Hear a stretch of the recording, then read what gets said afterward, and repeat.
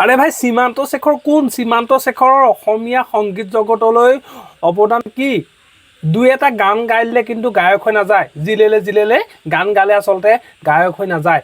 গায়ক হ'বলৈ হ'লে জুবিন গাৰ্গৰ নিচিনা কিছুমান গুণ থাকিব লাগিব।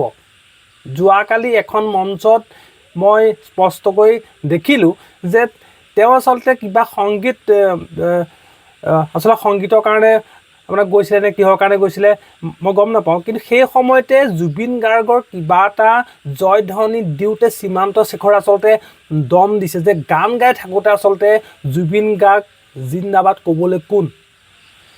তাৰ পিছতে কিন্তু পাছফালৰ পৰা এজনী ছোৱালী নে এটা ল'ৰাই উত্তৰ দিছে যে কোনে গৰুটো? আচলতে ভালেই দিছে যে কোনে গৰুটো। চাওক, গান চলি থকা কিহৰ জিন্দাবাদ দি কোনে দিছে? এইটো কোনে দিছে? সমগ্ৰ অসম জুবিন গাৰ্গৰ ন্যায়ৰ কাৰণে অপেক্ষাত আছে। অসমত এনেকুৱা এজন ব্যক্তি নাই যোনে নেকি জুবিন গাৰ্গক আচলতে ভাল নাপায়। সৰু সৰু ল'ৰা ছোৱালীৰ পৰা বুঢ়ালৈকে কেৱল জুবিন গাৰ্গৰ কথাই মুখত আহি থাকে। তেনে অৱস্থাত জুবিন গাৰ্গৰ আচলতে জয়ধ্বনিটো দিওঁতে সীমান্ত শেখৰে ভাল পাব লাগিছিলে, কিন্তু নাই,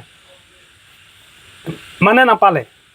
আচলতে জীয়াই থাকোঁতে জুবিন গাৰ্গৰ লগত গান গাবলৈ সীমান্ত শেখৰৰ আচলতে লাজ নালাগিল, আৰু এতিয়া মৃত্যুৰ পাছত জুবিন গাৰ্গ কোন আচলতে সীমান্ত শেখৰে পাহৰি গ'ল। এনেই আচলতে আমাৰ জুবিন দায়ে মৃত্যুৰ আগত কিন্তু সীমান্ত শেখৰৰ বিষয়ে এনেকৈ কৈ যোৱা নাই। এই সৰু ল'ৰা, তাৰ কথা ইমান হেৰি কৰি লাভ নাই। তাক যিটো কাম দি আছে সেইটো ভালকৈ কৰকচোন, আৰু অদৰকাৰী কথা ক'ব নালাগে। আৰু মোৰ বিষয়ে মাত মাতি লাভ নাই। সীমান্তই মোক ঢুকি পাবলৈ তাক 7টা জনম লাগিব। সঁচাই মানুহবোৰ আজিকালি বহুত স্বাৰ্থপৰ।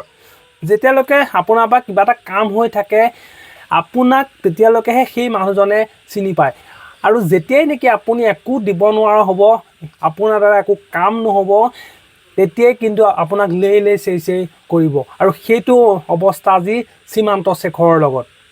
আচলতে জুবিন দাই মানে কিমান হেল্প কৰিছিলে সীমান্ত শেখৰক সেইটো অসমৰ সকলো ৰাইজে গম পায়।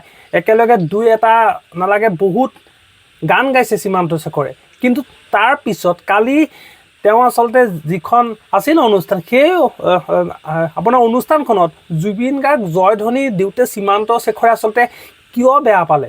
প্ৰথমতে আছিলে গায়ক, তাৰপিছত গ'ল ৰাজনৈতিক দলত আচলতে যোগদান কৰিলে। দুই এটা ৰাজনৈতিক দলৰ গান গাই এতিয়া ওপৰৰ মাল হৈ গ'ল, আৰু তাৰপিছতে এতিয়া সেইজন সীমান্ত শেখৰে আচলতে জুবিন দাক চিনি নোপোৱা হ'ল। লাজ লগা নাই?